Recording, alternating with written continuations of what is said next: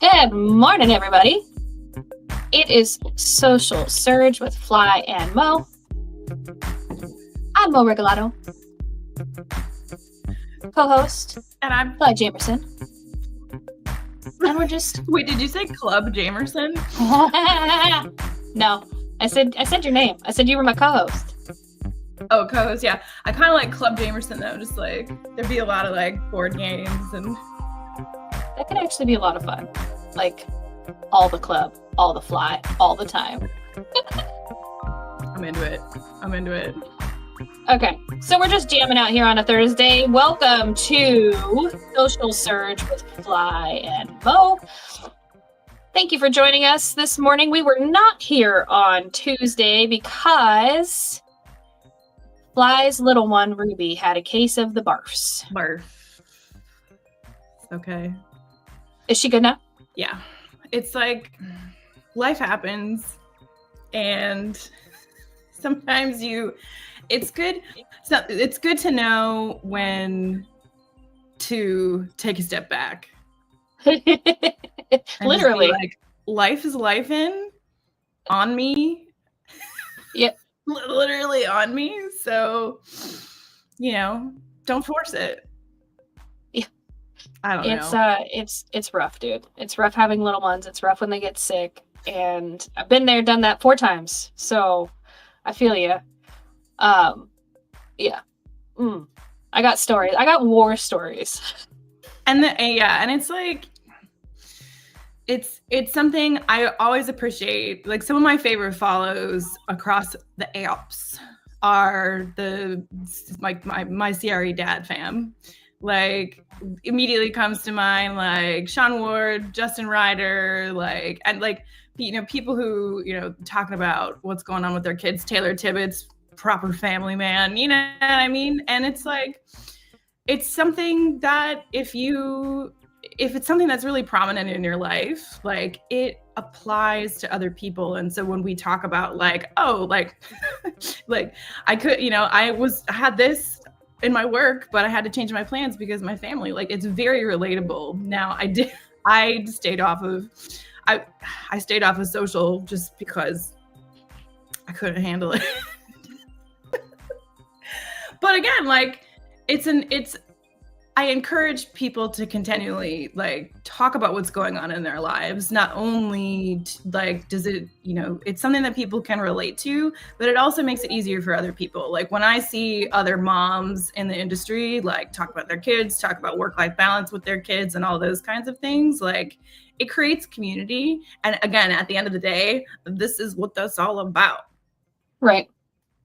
It's that relatability. It's that human connection that we all crave. And so, when you told me that she was sick, I was like, yeah, no, we're good. We're good. Yeah, you're good. You're fine. We'll just not be here. It's fine. This is fine. But we do have something to talk about today. We have to talk about the viral nature of social media. So if you are fully aware, good morning, Regalado Real Estate. Thank you for joining us on Instagram. There is a fitness influencer. I forget what his name is. Hold on. Ashton Hall. Thank you. Okay. Yeah. So she knows. She's in the know. Who did this video, and the whole video is, it's not bad. It's not a bad video. There's some funny clips to it. Like, people were making fun of the fact that, like, it takes him 3 minutes to jump in the water, right? Like, the stuff like that was hilarious. Like, I was dying. But I happened to see, and so this goes to, I happened to see a post on X that, like, seriously, I don't want to say it triggered me, but I got a little heated. Because, okay, there was somebody that, and I did post about this on LinkedIn on Monday. So if you want to go take a look at the post, take a look at, it's over there on LinkedIn. The guy said that if you were the CMO of Saratoga Water, which Saratoga Water is actually kind of it's not just this fitness influencer, right? It's Saratoga Water is also going viral per se. because of the way that this guy used the water. Like, he had a big giant bowl of ice and then poured the Saratoga water in, and then like stuffed his face in the ice bowl, and like he did that multiple times throughout the video. And it was like, this is so, it's I would love to say it's a parody. I don't think it was a parody. I think this guy was actually like legit, like, what's interesting is he is a Saratoga water guy. Like, he's not an affiliate. He's not an affiliate. This was not a paid promotion. He is just a fitness influencer doing a get ready with me video, but he like uses Saratoga water in other videos. Like, it's not the first time that it's come up. So he's, you know, this isn't just a gimmick for him. This is actually something that he uses on a regular.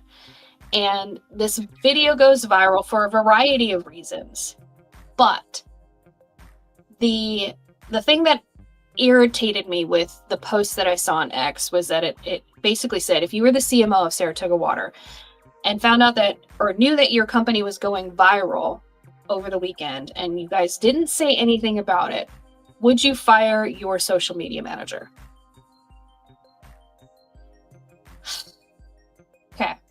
I have issues with this because I have been in situations where content has gone viral, and because we already had systems and processes in place and I already knew my role, I knew what I could do without asking for permission from upper management. And when you work in social for a brand, think about Wendy's and how snarky they are on X. Think about Netflix and how they are not just on X. Think about if you're on TikTok and you see any of the content that is going on with the national parks right now. First of all, top tier. Okay. I don't imagine it's going to last for very long. Like, these people are waiting to get fired, but it's friggin' hilarious. It is the best content. It's so bad. It's like, I don't know if you've seen it. It's like the mountain ranges are like getting saucy. Oh my God. It's hilarious. It's the funniest, and they like respond to each other. So, you know, it's probably one social media manager just responding back and forth to themselves. Anyway, that's besides the point. So if you do not have systems and processes in place with how to respond to a viral moment, you cannot blame your social media manager because they didn't do it. I can almost guarantee you the person who runs the Saratoga social media was frantically trying to get a hold of anybody in upper management going, can we respond? Can we do this? Now, here's the thing. They might have stuff in place that says that they don't respond to these things, and that's why they didn't. Or it could be that nobody responded back to them. Hey, girl, it's the weekend. Yeah, well, social doesn't sleep, okay? So when something like this happens, you either respond or you don't. Obviously, they did not. What I would have done as a brand manager, if I had been the brand and I hadn't been able to get a hold of anybody, it probably would have gotten me fired, saying that right out, but I probably would have shared the stories. I would have done something, so it only lasts 24 hours, as like a thank you, right? Because we don't know if they've already talked to this guy. We don't know the whole nature of what's happened, right? I would have definitely shared to stories, hey, thank you so much for sharing our product. We appreciate you. And that's probably would have been the biggest response. I don't think I would have reshared. If you go and look at their Instagram account,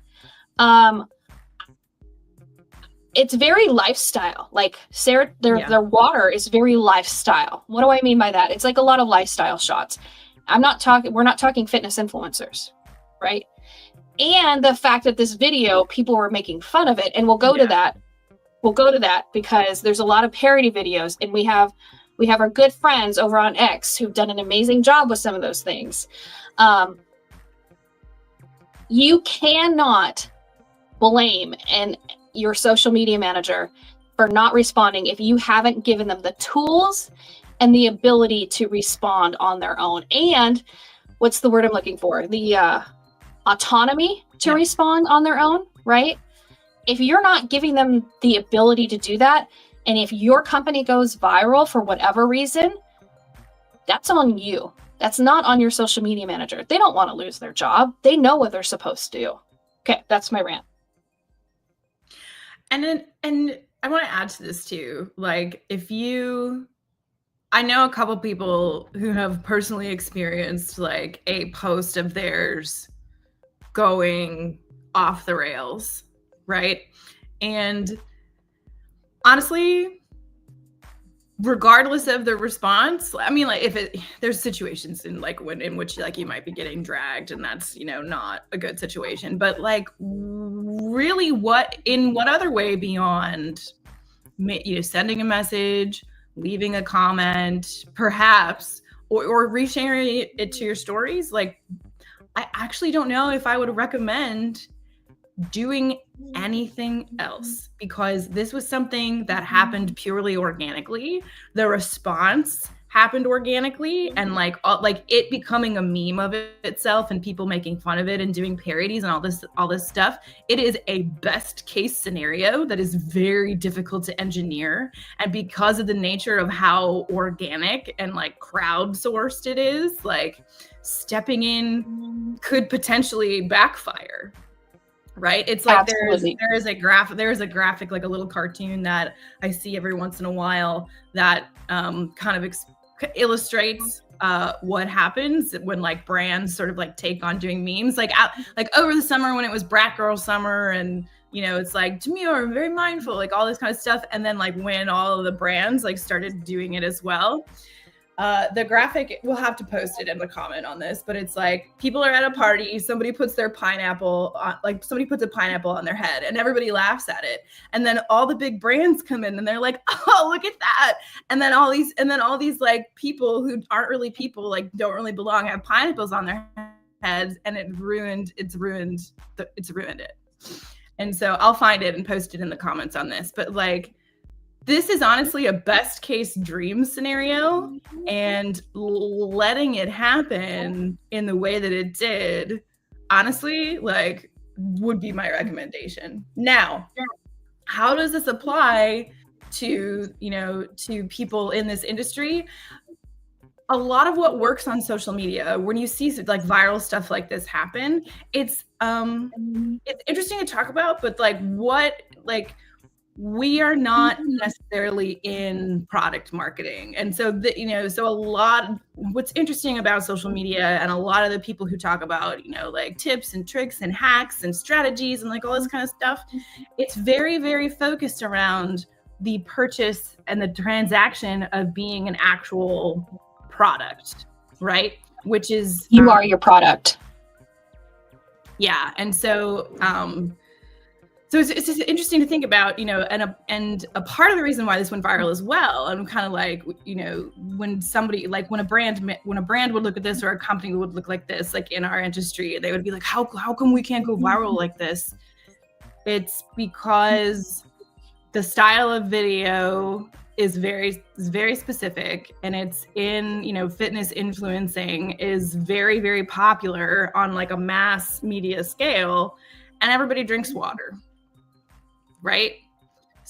So it's not, you know, it's just interesting to think about, like, a part of the reason this went viral as well, besides the fact that, you know, there was something that people could lambast and it was like a little bit, you know, kind of, you know, interesting, was that it's relatable to a lot of people, or so far out that, but everybody has a morning routine, everybody gets ready. And so it's like, I don't know, I'm just curious about your thoughts like that. Like, what would your response be to somebody who's like, okay, so how do we replicate this?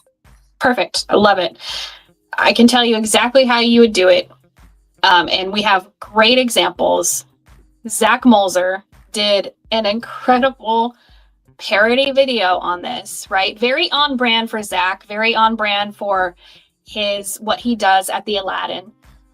So again, notice I said the words on brand, right?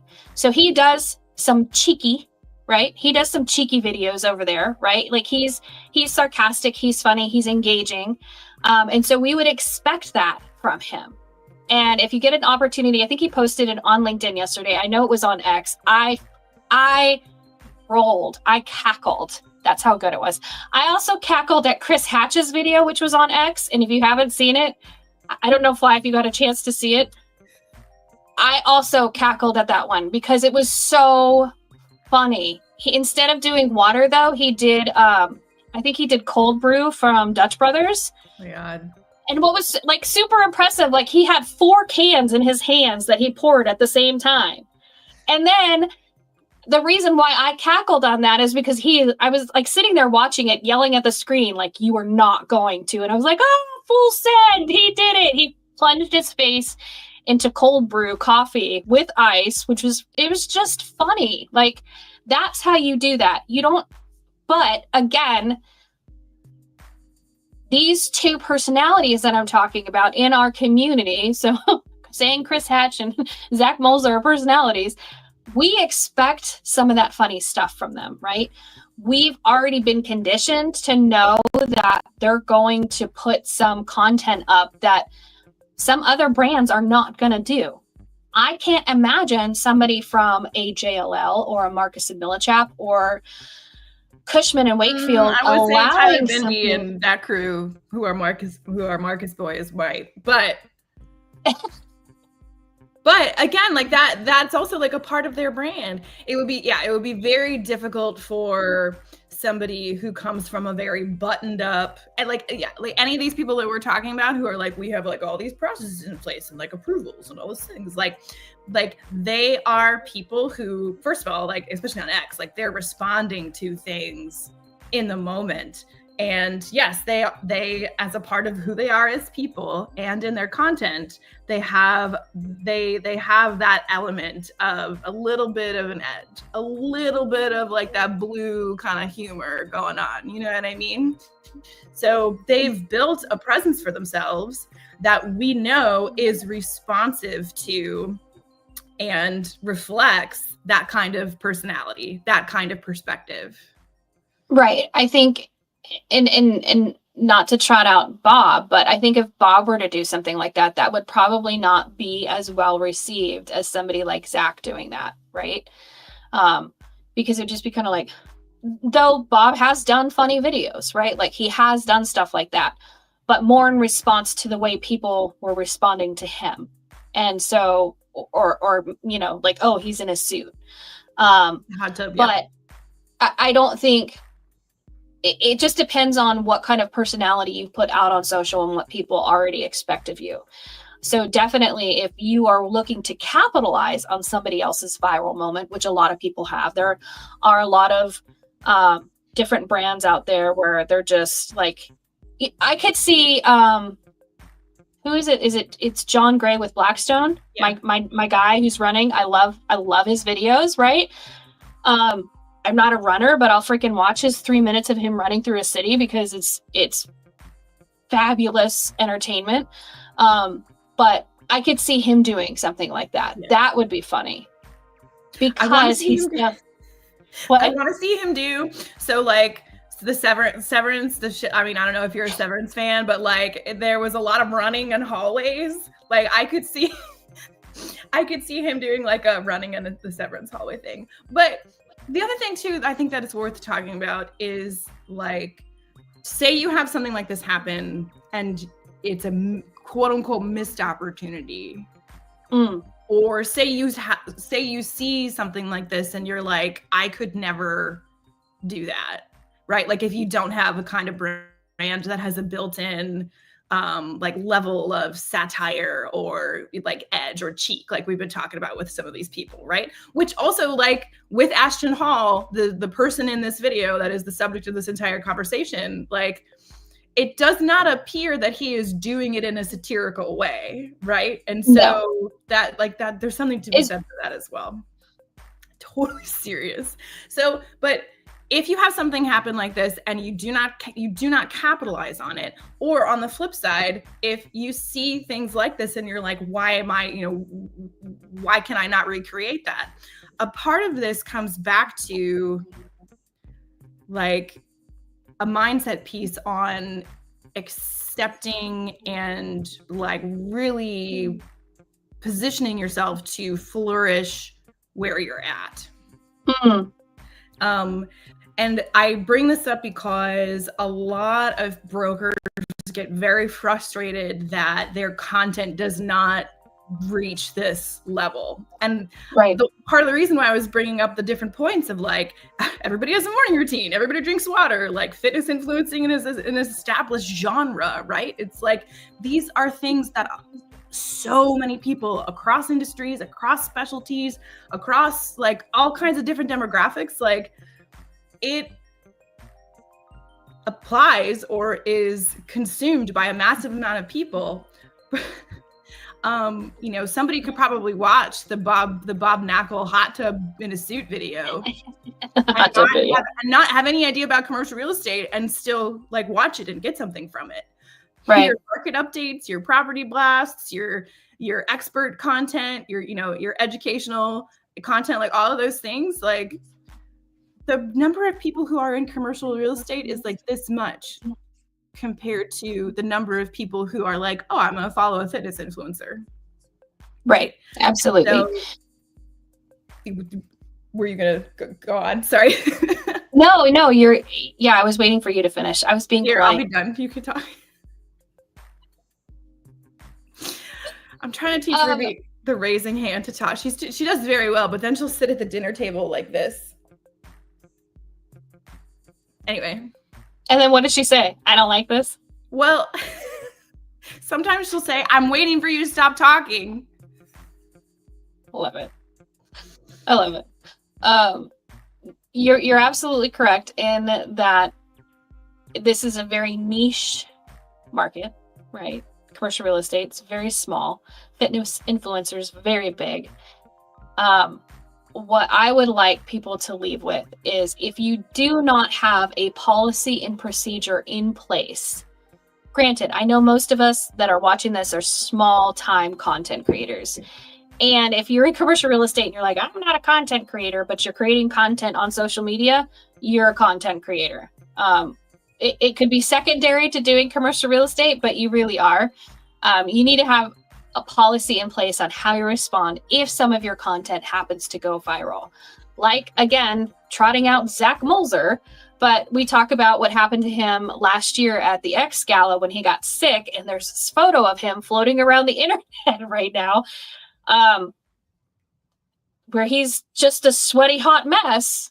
And he got contacted by like Dude Wipes and all of these companies that happened to see his picture.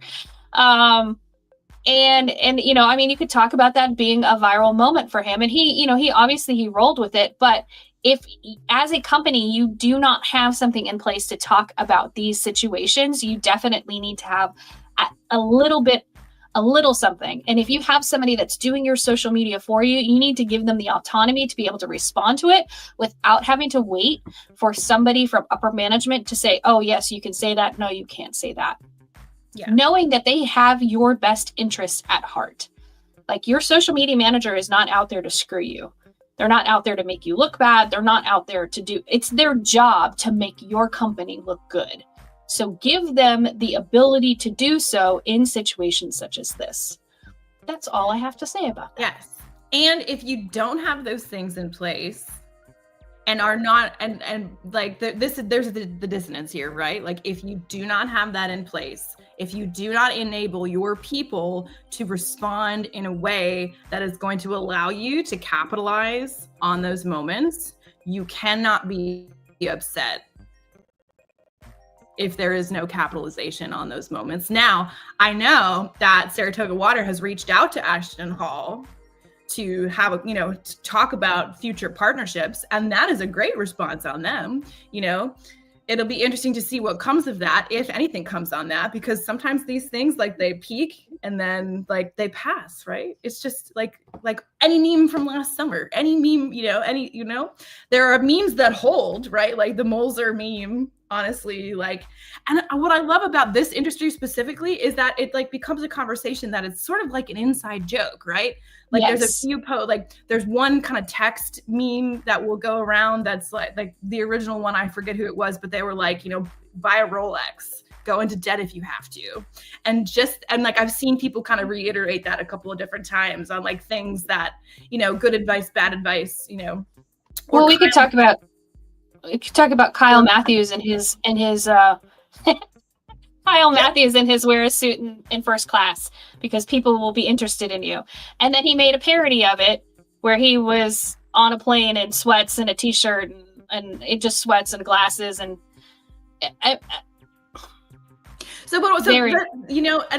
again, it's like coming back to it's a community, it's a network, right? Like it's those things take off among us, right? But again, like if you are unwilling to have some slack or put the policies in place that would allow you to be responsive, you cannot be upset when you do not capitalize. Or, Right. And the question I have here that I really want to like encourage people, to look at for themselves is like, how do you build a brand voice? How do you build a sense of trust? How can you systematize that? I think it's a question for a lot of, commercial real estate brands and brokerages. So I don't know. I felt like that was coming to a thought. No, that's perfect. Me. Yeah, as you leave us today, think about what is your brand voice and what kind of systems do you have in place to respond to something in the event that something goes viral? Because just because it goes viral doesn't mean that it's good. So we'll leave you at that. We'll see you back here on Tuesday talking about, actually, we'll be here on Fool's Day, April 1st. Oh, I know. We could have some fun. That's very exciting. Okay. I'm not prepared. Everybody have Oh no. a great day. Bye. Okay, bye.